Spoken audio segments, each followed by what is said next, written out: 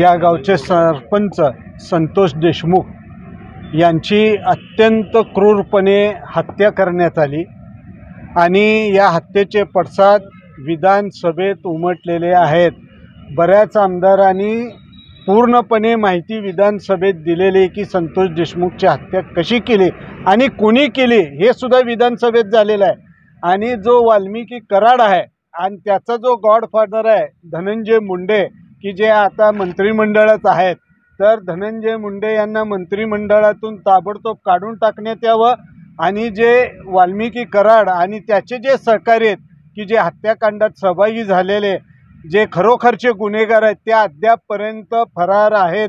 तेव्हा पोलिसांनी सगळी ताकद पणाला लावून त्या वाल्मिकी कराड आणि त्याच्या सहकाऱ्यांना ताबडतोब अटक करणं अत्यंत गरजेचं आहे।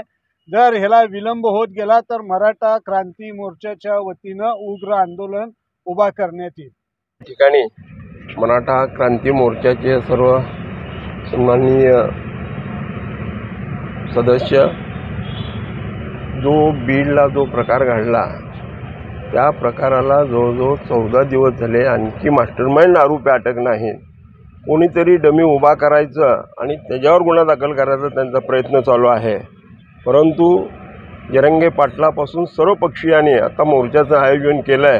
आम्ही मराठा क्रांतीच्या वतीनं त्या आरोपीमध्ये सहभागी असणारा मास्टरमाइंडला लवकरात लवकर अटक करून शिक्षा न झाला हे सोलापूर शहरात मराठा क्रांतीच्या वतीनं बी आम्ही आंदोलन करणार आहोत।